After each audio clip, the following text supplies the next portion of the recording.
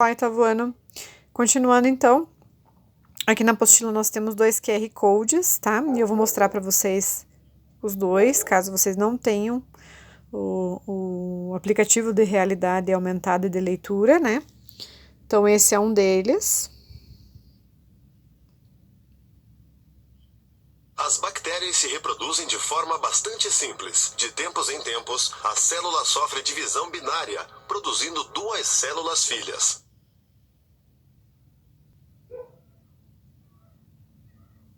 Na reprodução sexuada, cada descendente se desenvolve a partir de um zigoto, a célula formada após a fecundação, ou seja, a fusão dos genomas de 2 indivíduos diferentes.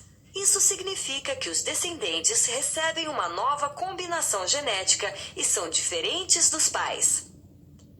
Essa forma de reprodução assegura que cada descendente gerado tenha um conjunto único de informações genéticas, o que aumenta as chances de sobrevivência da população, principalmente em condições extremas. Daí tem mais um aqui em cima.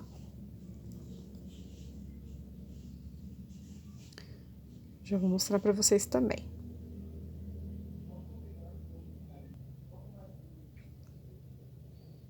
Olha só. Pessoal, sempre olhem esses ícones, os QR Codes e os de realidade aumentada, tá bom? A fecundação externa de cnidários e equinodermos ocorre em ambiente aquático, após a liberação de gametas pelos indivíduos pais. A formação de um zigoto e seu desenvolvimento até tornar-se um indivíduo completo também podem ocorrer fora do organismo que o gerou.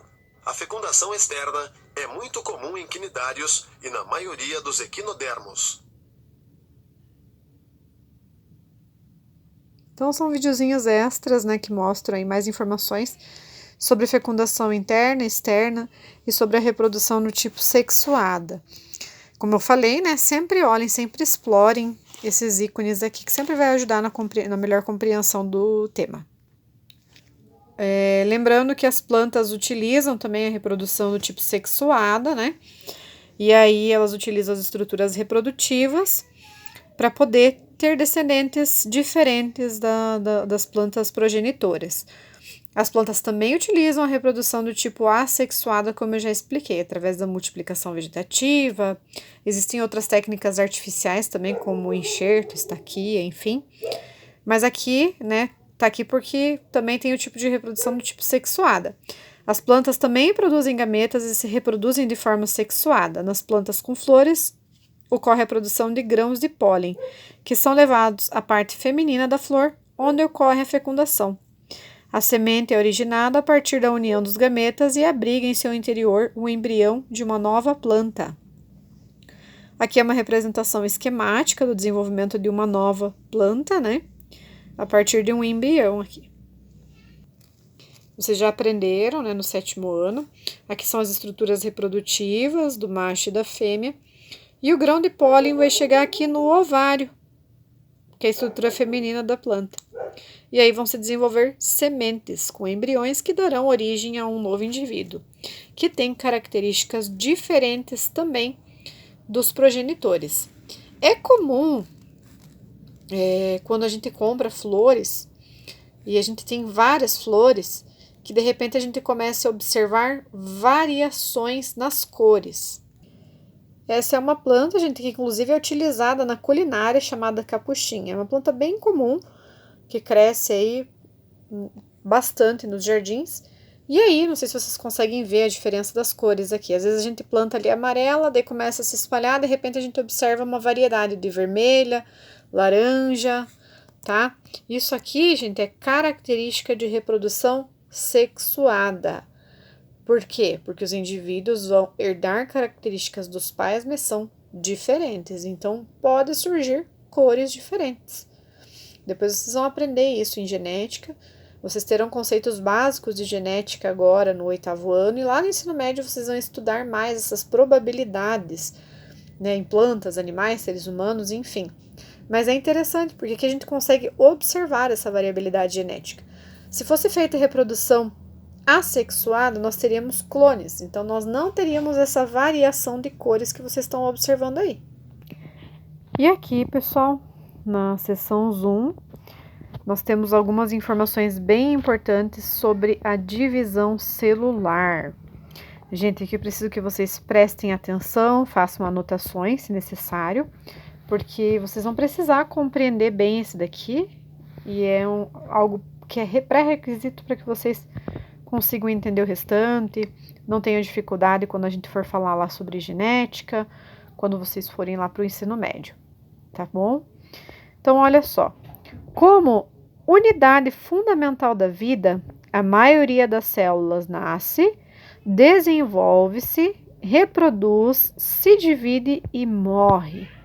Tá? Então, a morte das células é chamada de apoptose, realizando um ciclo semelhante ao dos seres vivos. O processo de formação de novas células acontece pela divisão celular. Então, as células se dividem e dão origem a outras células, tá? No interior de todas as células existe o material genético do organismo, responsável por determinar as suas características, tá? Então, todos nós temos células eucarióticas e dentro dessas células eucarióticas tem um núcleo e dentro desse núcleo tem o DNA, que é material genético. Nas células eucarióticas, o material genético se encontra dentro do núcleo. É formado por DNA, que tem esse nome estrambólico, né? Ácido desoxirribonucleico. Mas vocês podem memorizar o DNA, não tem problema, tá? E está organizado em forma de filamentos, denominados cromossomos, tá? Então, olha só, para que vocês consigam entender. Um esqueminha de célula, o núcleo. Dentro desse núcleo nós temos os cromossomos. E o cromossomo é como se fosse um novelo. Imagine um novelo de lã. Imagine você puxando o fio desse novelo, tá? O cromossomo é o DNA enovelado, tá? Pode ver aqui, ó, o DNA, como que ele é. Tem essa dupla hélice, é meio torcidinho. E aqui nós temos todas as nossas características hereditárias. Então, as características hereditárias ficam dentro dos cromossomos, que ficam dentro do núcleo da célula. Isso é uma representação esquemática da estrutura do DNA e o seu enovelamento até a formação de um cromossomo, tá, gente? Lembrando que todas as células do nosso corpo, exceto um tipo de célula que a gente já vai ver, todas têm 46 cromossomos. Por que 46?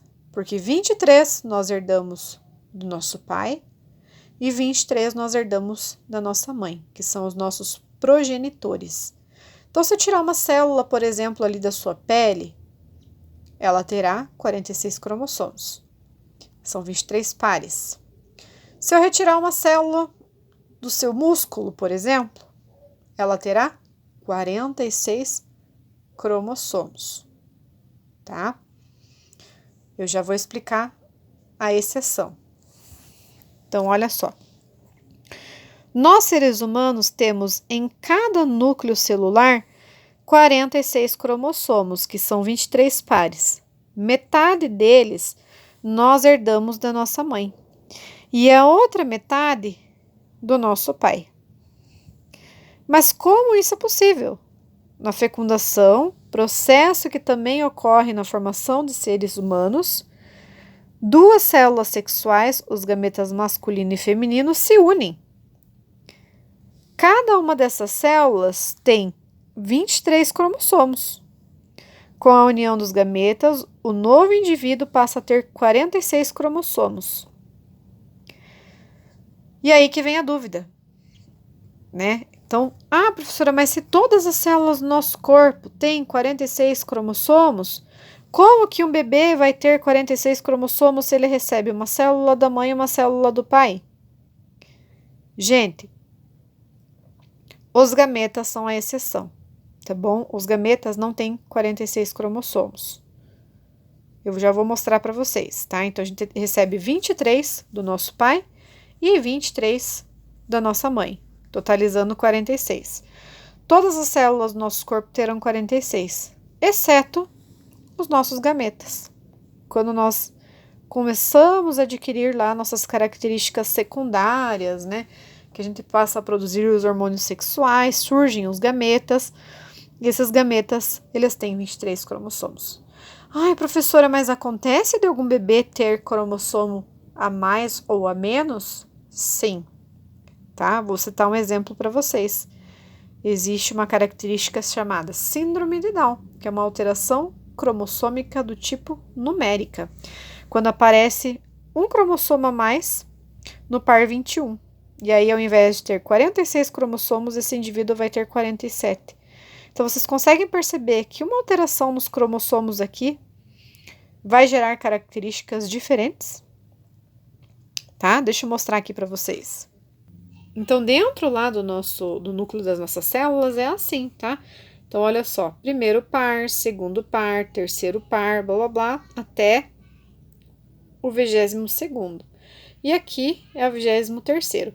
Esse último par de cromossomos aqui, gente, dá origem ao sexo, tá? Está ligado ao sexo. Se nós temos um XX ali, somos mulheres. Se for XY, é homem, tá? Então, se o zigoto que se formar lá, ele carregar essa informação, vai ser um menino. Se carregar XX, será uma menina. Eu falei sobre a síndrome de Down, né? A síndrome de Down tem um alelo a mais aqui, ó, no par 21, tá bom? E aí, muitas pessoas perguntam, né? Surge a dúvida diante disso que a professora explicou. Professora, mas como então que algumas células têm 46 e os gametas têm 23? Porque existem dois tipos de divisão celular. A que forma células comum, todas as células do seu corpo, e a que forma gametas. Tá? Eu vou mostrar aqui para vocês a divisão celular comum. Aqui vocês estão vendo, gente, o processo de mitose. A mitose, gente, é o nome dado ao processo de divisão celular em que uma única célula se divide em duas, tá? Com o mesmo número de cromossomos. Então, elas vão se dividindo e vão formando outras células com o mesmo número de cromossomos. Esse é o tipo de divisão celular que mantém o número de cromossomos, tá? Para que serve isso? Crescimento, processo de cicatrização. Quando você machuca a sua pele, por exemplo, ela não cicatriza? Para cicatrizar, precisa surgir um tecido semelhante ali, com células com a mesma quantidade de cromossomos, tá? Então, aí vocês estão vendo a divisão celular chamada mitose. Pessoal, a meiose é diferente, tá? Então, aqui nesse parágrafo, ó, para que o número final de cromossomos após a fecundação seja sempre 46, na produção dos gametas ocorre um processo diferenciado de divisão celular chamado de meiose. Nesse caso, no final do processo, formam-se 4 células com a metade do número de cromossomos da célula original. A meiose também ocorre na formação dos gametas de todos os animais e também durante a produção das células reprodutivas das plantas. Vou dar uma dica para você. Sublinhe até a parte que fala assim, meio. Então, a palavra meiose tem meio, certo? Então, grife a palavra meio ali no meio da palavra toda, meiose. Meio, metade. Então, meiose é a divisão celular que dá origem aos gametas que têm metade dos cromossomos. E mitose, M, mantém o número de cromossomos. Então, são células que continuam com 46 cromossomos. A cicatrização é um exemplo para memorizar. Isso aqui vocês não podem esquecer, tá, gente? Então, a divisão mais comum é a mitose. E possibilita crescimento, cicatrização. Então, é fácil de memorizar desta forma, tá bom, gente?